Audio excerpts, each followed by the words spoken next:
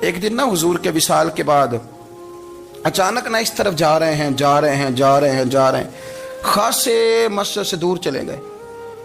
تو حضرت عمر تھوڑا طبیعت کو جانتے تھے. جناب عمر پیچھے دوڑے, کہنے لگے کدھر جا رہے ہو؟ چپ کر گئے. کیا ہوا؟ کدھر جا رہے تھے؟ ابو بکر سیانے بندے ہو, امیر المومنین ہو, کہاں جا رہے؟ تو رو پڑے. کہنے لگے ایک دفعہ نا حضور سفر پہ گئے ہوئے تھے تو اس طرف سے واپس آ گئے تھے, تو مجھے خیال آیا شاید اس طرف سے آ نہ رہے ہوں. حضرت عمر رو پڑے. کہنے لگے ابو بکر اب تو حضور نے پردہ کر لیا. جنہاں دے دل بر جانی وچھڑ کون روے پھر تھوڑا, سب روگاں دا روگ محمد جس دا نام وچھڑ. آپ ساری سیرت کی کتاب میں پڑھ لیں گے ابو بکر صدیق کا وصال کس بیماری سے ہوا. لوگوں نے قول کیے ہیں کہ وہ سانپ کا زہر آ جاتا تھا, فلاں چیز تھی, لیکن کو بندہ وجہ تلاش کر سکا؟ کیا وجہ تھی وصال ہو گیا؟ کیا بیماری تھی؟ کیا تکلیف تھی؟ باقی وجوہات آپ کو ملیں گی. حضرت عثمان غنی شہید ہو گئے, حضرت عمر شہید ہو گئے, مولا علی, ابو بکر صدیق چلے گئے 63 سال کی عمر. وجہ کوئی نہیں بتائے گا. جب شدید بیمار ہوئے تو حضرت عمر فاروق نے ایک طبیب بلایا, بڑا سیانا تھا. اس نے سارا چیک کیا تو نباز تھا. کہنے لگا یار کوئی بیماری تو سمجھ میں نہیں آتی.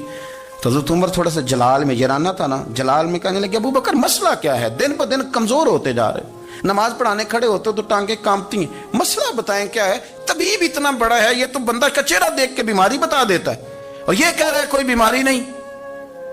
تو حضرت صدیق ایک بار خاموش ہیں. پھر حضرت عمر کہنے لگے ہم سارے آپ کی وجہ سے چلتے ہیں, لوگ سارے پریشان ہیں, آپ حضور کے جانشین بتاتے کیوں نہیں؟ جب تیسری دفعہ کہا تو حضرت صدیق ایک بار کہنے لگے عمر زیادہ باتیں نہ کر, تجھے پتہ نہیں مجھے کیا بیماری ہے؟ نہیں پتا تو میں بتاؤں؟ نہیں پتا تجھے, بول. تو جناب عمر رو پڑے. کہنے لگے ابو بکر مجھے پتا ہے آپ کا دیدار کے بغیر کام نہیں چلتا. وقت نا لمبا ہو گیا, چر ہو گیا, میں ترلے لیندیاں کدی موڑ میرے ول واگا, خواب میری وچ ایک وار دیاں میں ساری عمر نہ جاگا. مجھے پتہ ہے آپ کے مرض کا, پر ابو بکر امت کو ضرورت بھی تو ہے نا. حضرت صدیق ایک بار کہنے لگے بس ہو گئی ہے, اب میری وصیت یاد رکھنا, جب میں دنیا سے جاؤں تو اٹھا کے میرا جنازہ قبر رسول پہ لے جانا, اور پہلے پوچھ لینا کہ ابو بکر حاضر ہے, اجازت ہو تو مجھے دفن کر دینا, ورنہ جنت البقیع میں. تو لوگ کہتے ہیں ابھی جنازہ ہی رکھا ہی تھا کہ دروازہ اندر سے خود بخود کھل گیا, اور آواز آئی اب دیر نہ کرو, محبوب کو محبوب کے ساتھ ملا دو. پانی پر نہ سہیلیاں رنگا رنگ کڑے, اسی پریا اس دا جانی ہے جس دا.